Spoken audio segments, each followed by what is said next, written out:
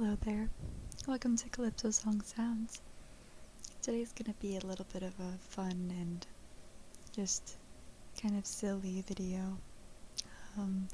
It's an ASMR video centered around tongue twisters, and I'm gonna probably throw in some nursery rhymes as well, just for some fun. I figured they'd be fun to kind of repeat it or say to yourself or something before bed. So I have a list online, and I will put the link in the description box, but I won't say all of them, but there are a few that I think would be pretty fun to try out. So without further ado, and you'll be hearing some of my mouse clicking, but I always liked the sounds of those, so I'm gonna get started. Top, chopstick, shop, stock, top, stock, chopsticks. Goodness, I just started and I already messed up. Top, chopstick, shops, stock, top, stock, chopsticks. Let's try it one more time. Top, chopstick, shops, stock, top, chopsticks. Wow, that's a tough one. The next one. No need to light a night light on a light night like tonight. Got some Dr. Seuss vibes on that one. So, again, no need to light a night light on a light night like tonight. No need to light a night light on a light night like tonight.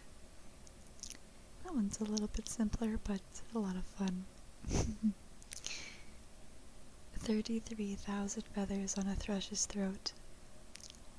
33,000 feathers on a thrush's throat. That's a lot of feathers in one area. 33,000 feathers on a thrush's throat. 33,000 feathers on a thrush's throat. Next one is the great Greek grape growers grow great Greek grapes. The great Greek grape growers grow great Greek grapes. The great Greek grape growers grow great Greek grapes. Excellent. Linda Lou Lambert loves lemon lollipop lip gloss. Linda Lou Lambert loves lemon lollipop lip gloss. Linda Lou Lambert loves lemon lollipop lip gloss. Linda Lou Lambert loves lemon lollipop lip gloss. Near an ear, a nearer ear, a nearly eerie ear. Near an ear, a nearer ear, a nearly eerie ear. Roberta ran rings around the Roman ruins. Roberta ran rings around the Roman ruins. He threw 3 free throws. He threw 3 free throws. He threw 3 free throws. He threw 3 free throws. A happy hippo hopped and hiccuped. A happy hippo hopped and hiccuped. A happy hippo hopped and hiccuped. That's a very adorable image. I'm imagining those really cute baby hippos.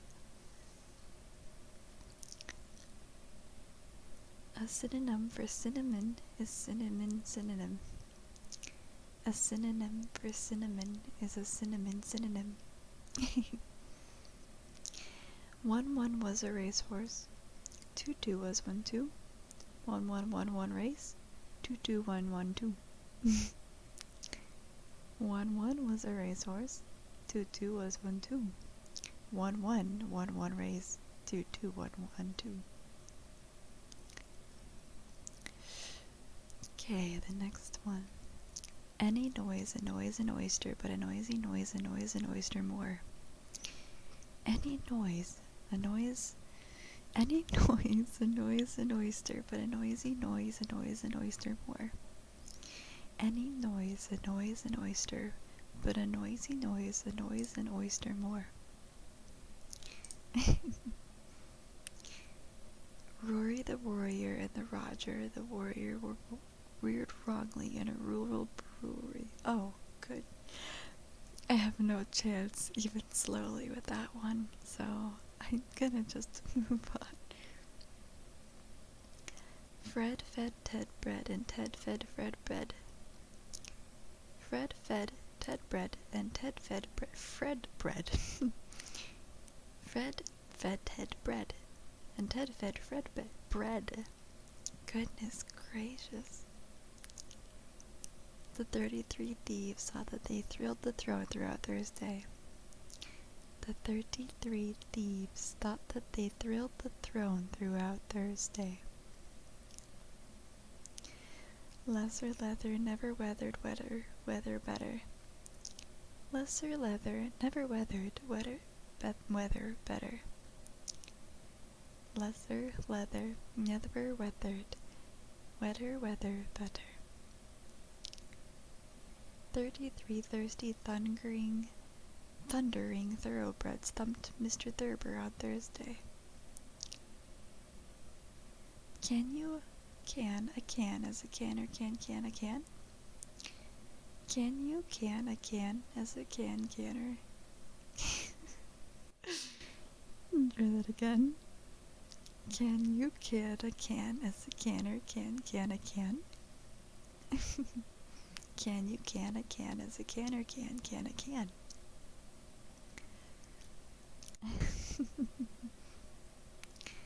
Betty's big bunny bobbled by the blueberry bush. Betty's big bunny bobbled by the blueberry bush. 4 furious friends fought for the bone. 4 furious friends fought for the bone. Imagine an imaginary menagerie manager managing an imaginary menagerie.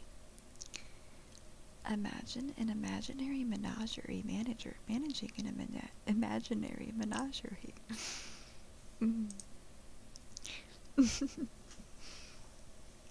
Gobbling gargoyles gobbled gobbling goblins.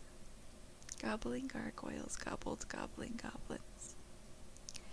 Gobbling gargoyles gobbled gobbling goblins. A many and an enemy sees an enemy an enemy. Many and an enemy sees an enemy an enemy. An ape hates grape cakes. An ape hates grape cakes. An ape hates grape cakes. An ape hates grape cakes. I saw a kitten eating chicken in the kitchen. I saw a kitten eating chicken in the kitchen.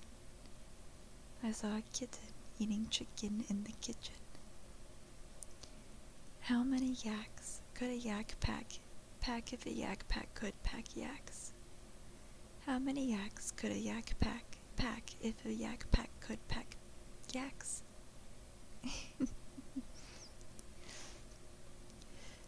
How can a clam cram in a clean cream can? How can a clam cram in a clean cream can? How can a clam cram in a clean cream can?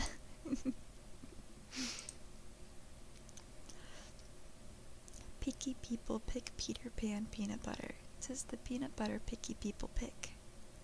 Picky people pick Peter Pan peanut butter. 'Tis the peanut butter picky people pick. Little Lillian lets lazy lizards lie along the lily pads. Little Lillian lets lazy lizards lie along the lily pads.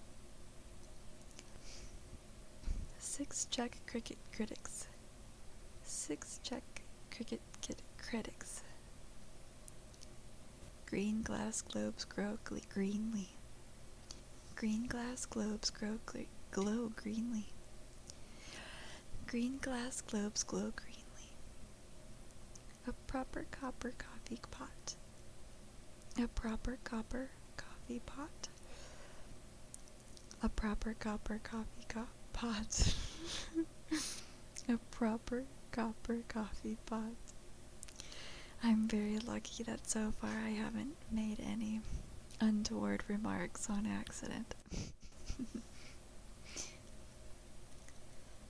Rubber baby buggy bumpers. Rubber baby buggy bumpers. Rubber baby buggy bumpers. Tied twine to 3 tree twigs. Tied twine to 3 tree twigs. Tied twine to 3 tree twigs. Okay, so to give my mouth a little bit of a rest and my brain, I'm going to look up one of my absolute favorite bedtime stories.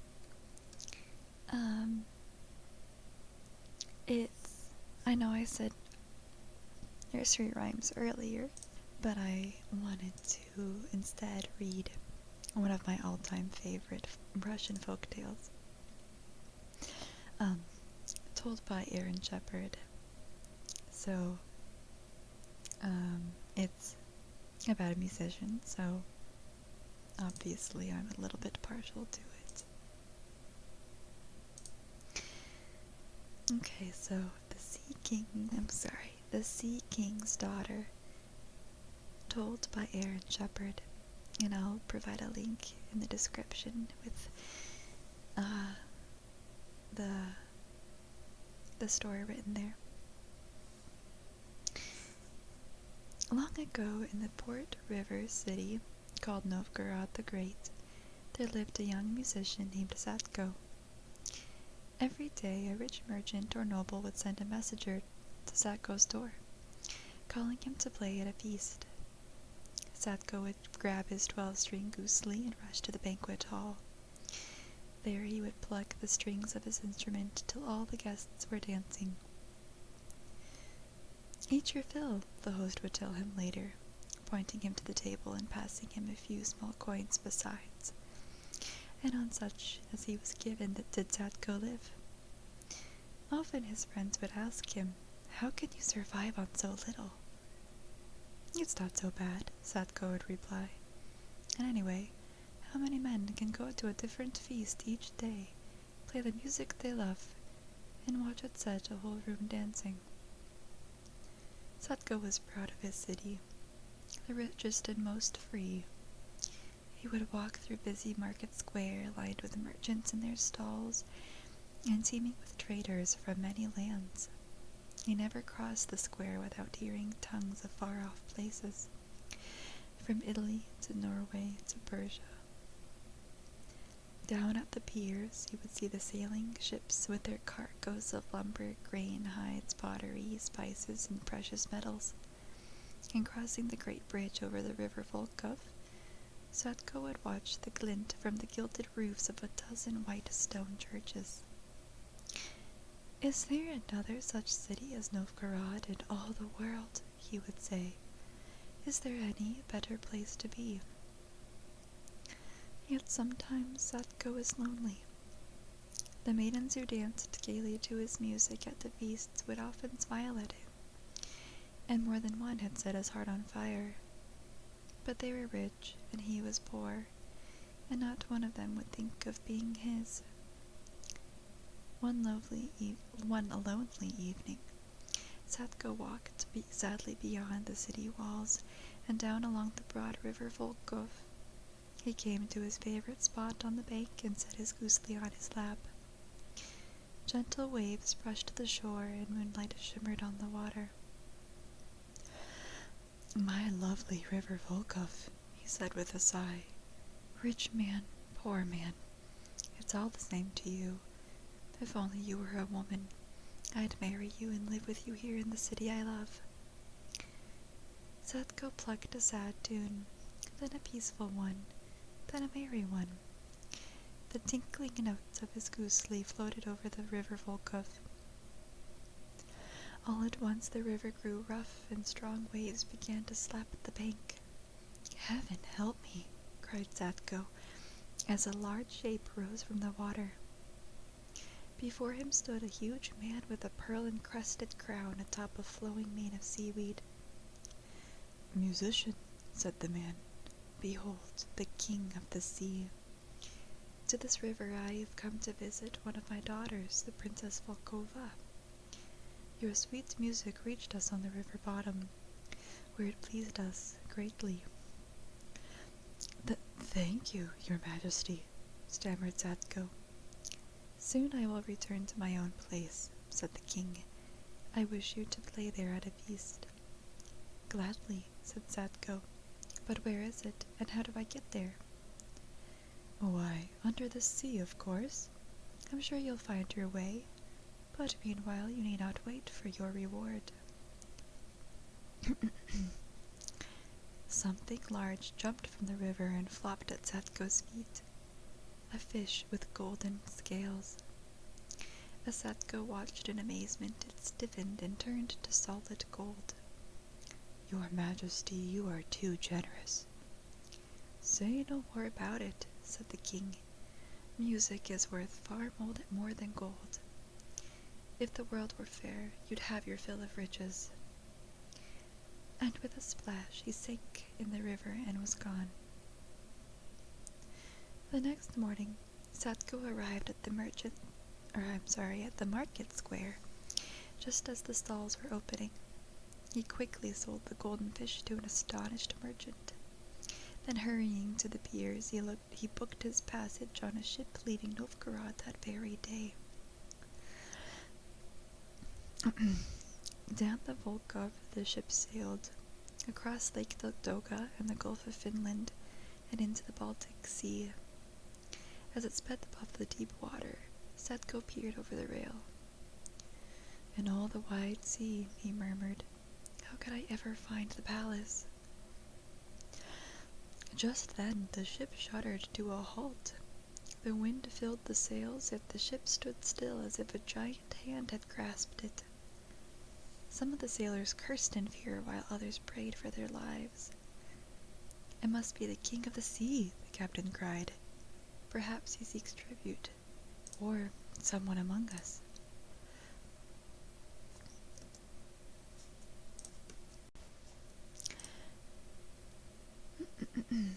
Excuse me. "Do not be troubled," called Zatko. "I know the one he seeks." And clutching his gusli, he climbed the railing. "Stop him!" shouted the captain. But before any could lay hold of him, Zatko jumped from the ship and plunged below the waves. Down sank Zatko, down all the way to the sea floor.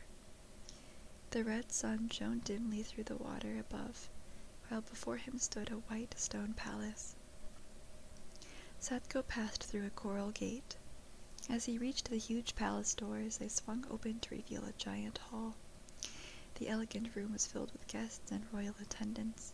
Herring and sprats, cod and flounder, gobies and sticklebacks, sand eels and sea scorpions, crabs and lobsters, starfish and squid, sea turtles and giant sturgeon. Standing among the guests were dozens of maidens, river nymphs, the Sea King's daughters. On a shell thrown at the end of the hall sat the Sea King and his queen.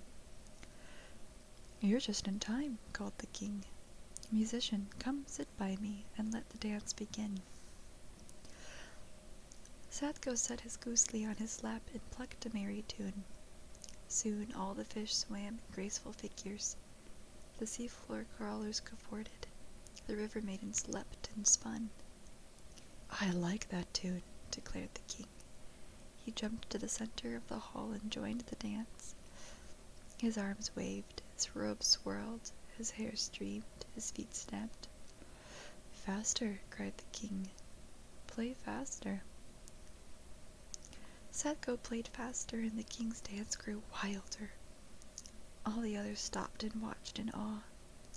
Ever more madly did he move, whirling faster, leaping higher, stamping harder. The Sea Queen whispered urgently, "Musician, end your tune.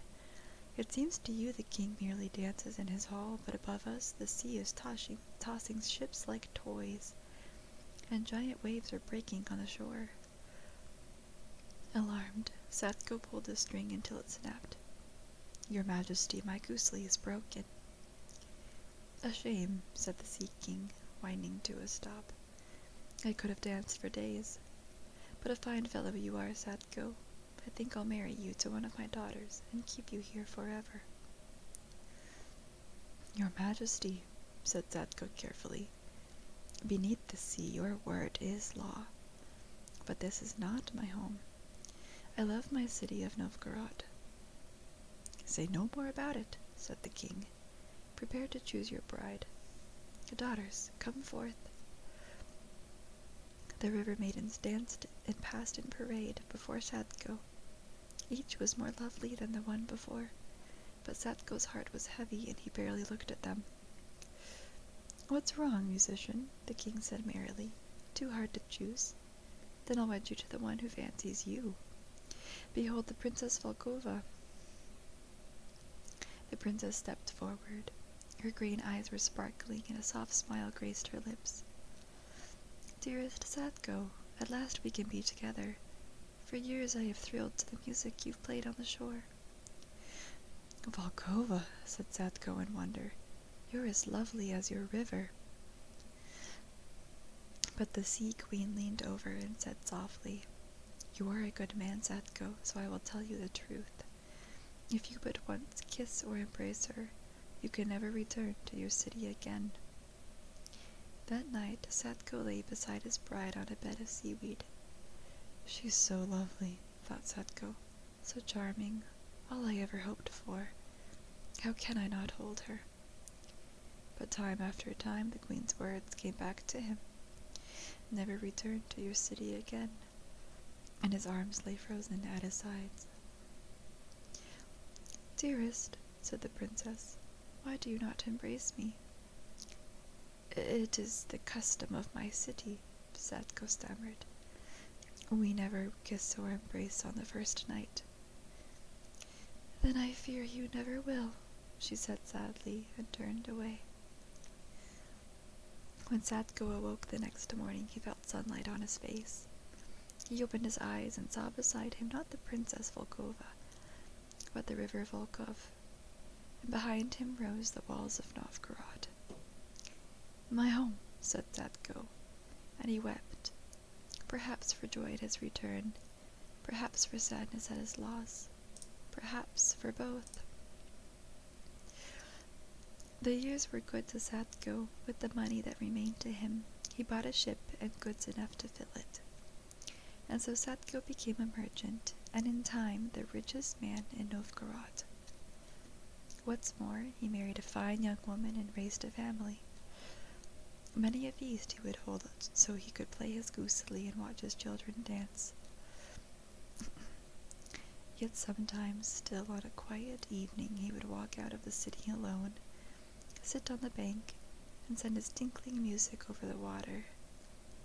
And sometimes, too, a lovely head would rise from the river to listen, or perhaps it was only moonlight on the Volkhov. So, that was The Sea King's Daughter by Aaron Shepard.